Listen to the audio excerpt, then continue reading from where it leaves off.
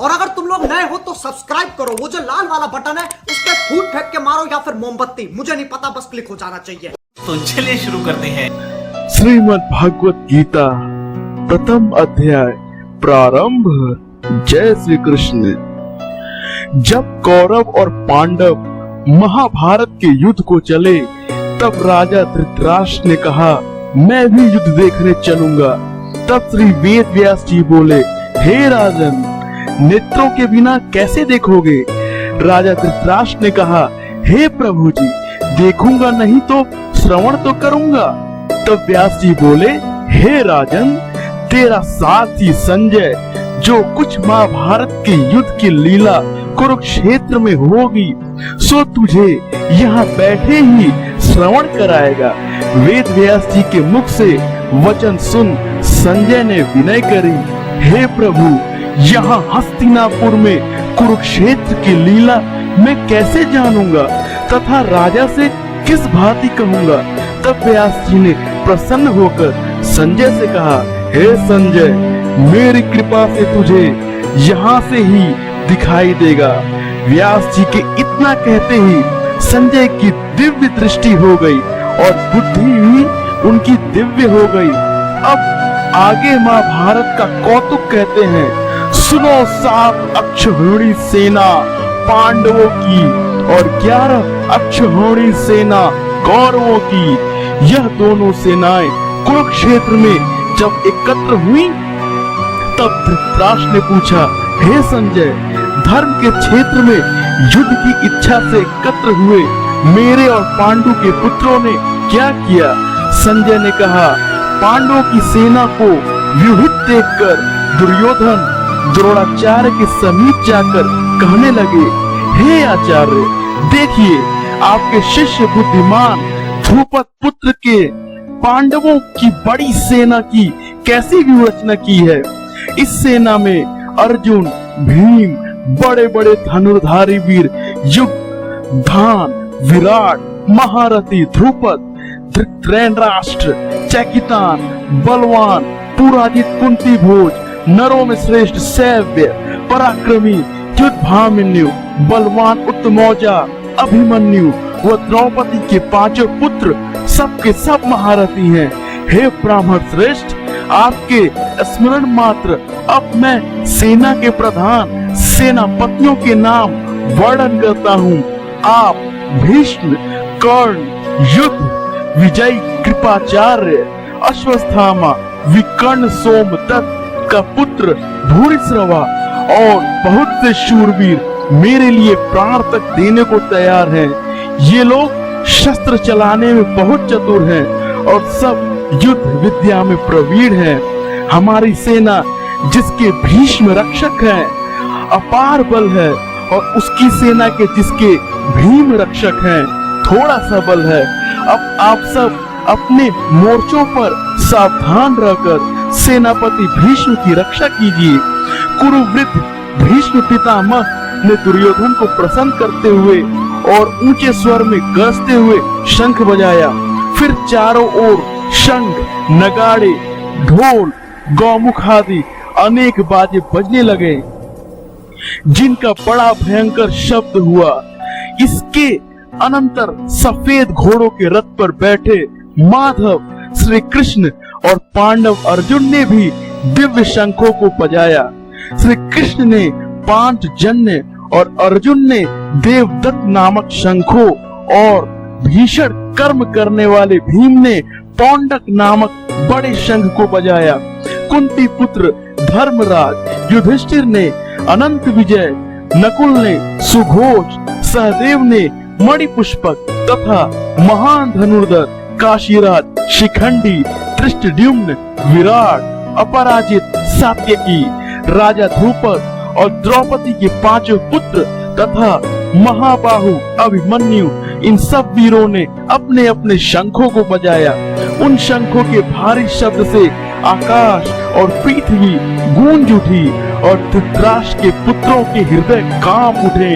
हे राजन, अर्जुन ने कौरवों और युद्ध के लिए प्रस्तुत देखकर श्री कृष्ण जी से कहा, हे अच्युत्य, मेरा रथ दोनों सेनाओं के बीच में खड़ा कीजिए।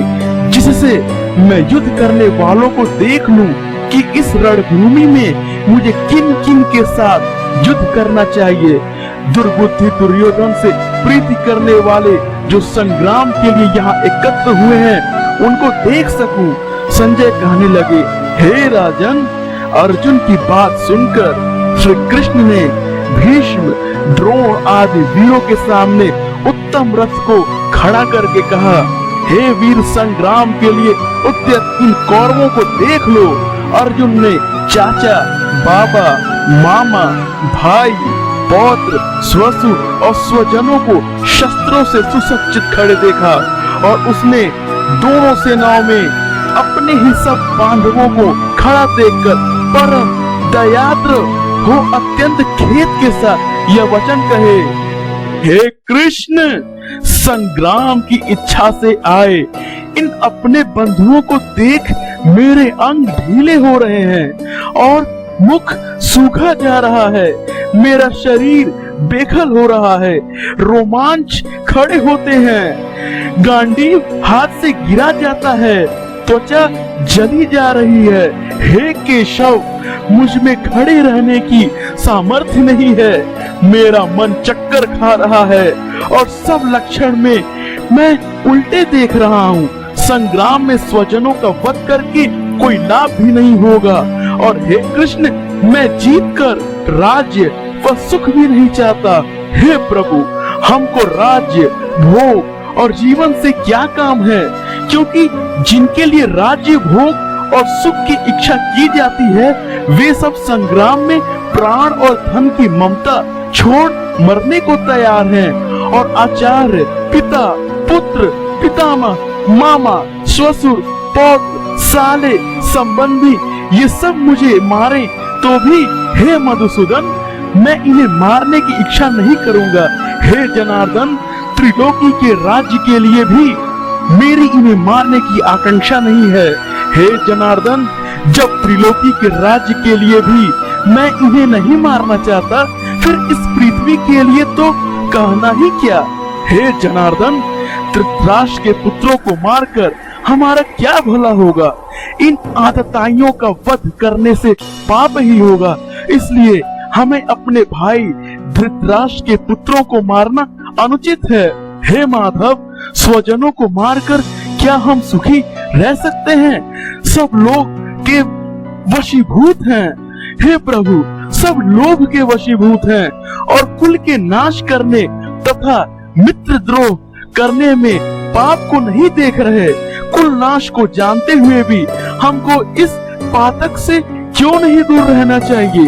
कुल का नाश होने से कुल के प्राचीन धर्म नष्ट हो जाते हैं, फिर धर्म नाश होने से कुल में पाप बढ़ता है।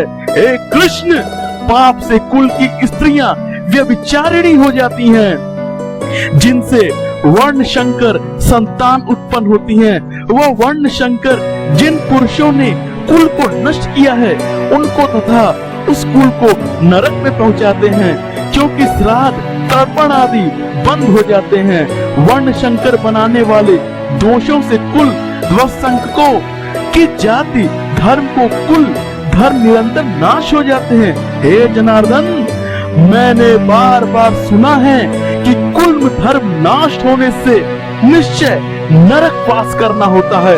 हाय, हम बड़ा पातक करने को तैयार हैं, जो राज्य सुख के लाभ से अपने स्वजनों को ही मारने की कोशिश कर रहे हैं। मुझे शस्त्र रहित एवं उपायहीन को रणभूमि में बांध कर डाल दे तो मेरा बहुत कल्याण हो।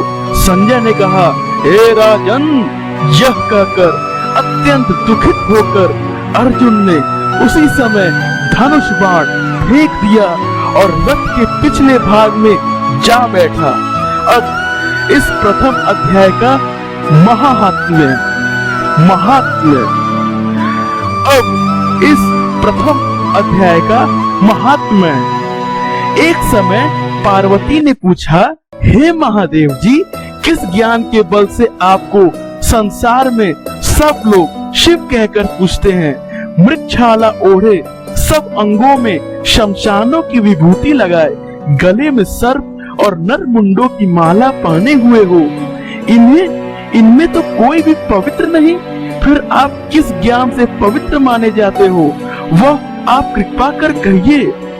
श्री महादेव जी बोले, हे प्रिय सुनो, गीता के ज्ञान को हृदय में धारण करने से मैं पवित्र माना जाता हूँ, क्योंकि इस ज्ञान से मुझे बाहर के कर्म नहीं व्यापते। तब पार्वती जी ने कहा, हे भगवान, जिस गीता ज्ञान की आप ऐसी स्तुति करते हैं, उसके श्रवण करने से कोई कृतार्थ भी हुआ है? तब श्री महादेव जी ने कहा, इस ज्ञान को सुनकर बहुत से जीव कृतार्थ हुए और आगे भी होंगे। मैं तुमसे एक पुरातन कथा कहता हूँ, तुम श्रवण करो। एक समय पाताल लोक में शेषनाग की शैया पर श्री नारायण जी नैन मूंद कर अपने आनंद में मग्न थे।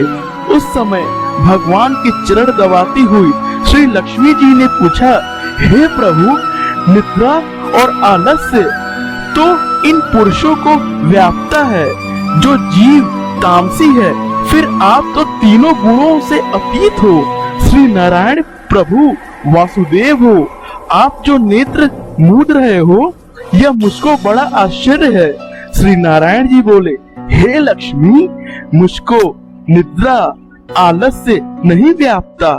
एक शब्द रूप जो भगवत गीता है, उसमें जो ज्ञान है उसके आकार रूप है, तैसे यह गीता शब्द रूप अवतार है। इस गीता में मेरे यह अंग हैं, 5 अध्याय मेरा मुख है, 5 अध्याय मेरी भुजा है, 11 अध्याय मेरा हृदय है और मन है, 16वां अध्याय मेरा उदर है, 17वां अध्याय मेरी जंघा है, 18वां अध्याय मेरे चरण है। गीता के सब श्लोक ही मेरी नाड़ियां हैं और जो गीता के अक्षर हैं वही मेरे रोम हैं। ऐसा मेरा शब्द रूपी जो गीता ज्ञान है, उसी के अर्थ मैं हृदय में विचार करता हूँ और बहुत आनंद को प्राप्त होता हूँ। श्री लक्ष्मी जी बोली, हे श्री नारायण जी, जब श्री गीता जी का इतना ज्ञान है तो उसको सुनकर कोई जीव कृतार्थ भी हुआ है, सो मुझसे कहो।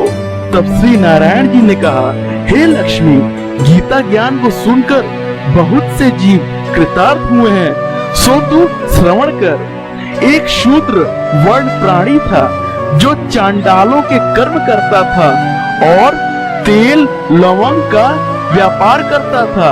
उसने बकरी पाली। एक दिन वह बकरी चराने को वन में गया और वृक्षों के पत्तों तोड़ने लगा। वहाँ उसे एक सर्प ने डस लिया, जिससे वह तुरंत मर गया। मरकर उसने बहुत नरक भोगे, फिर बैल का जन्म पाया। उस बैल को एक भिक्षुक ने मोल ले लिया। वह भिक्षुक उस पर चढ़कर सारा दिन मांगता फिरे और जो कुछ भिक्षा मांग कर लाए वह कुटुंब के साथ मिलकर खाए।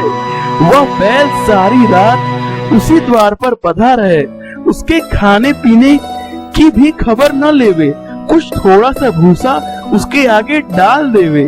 जब दिन चढ़े फिर बैल पर चढ़कर मांगता फिरे। कई दिन गुजरे तो वह बैल भूखा मारा गिर पड़ा, किंतु प्राण नहीं निकले। नगर के लोग देखा करें, कोई तीर्थ का फल दे, कोई व्रत का फल दे, तब भी उस बैल के प्राण नहीं छूटते। एक दिन गड़िका आई। उसने लोगों से पूछा, यह कैसी भीड़ है? तो उन्होंने कहा, इसके प्राण नहीं निकलते, अनेक पुण्यों का फल दे रहे हैं तो भी इसकी मुक्ति नहीं होती। तब गड़िका ने कहा, मैंने जो कर्म किया है उसका फल इस बैल के निमित्त दिया। इतना कहते ही बैल की मुक्ति हुई। तब बैल ने एक ब्राह्मण के घर में जन्म लिया।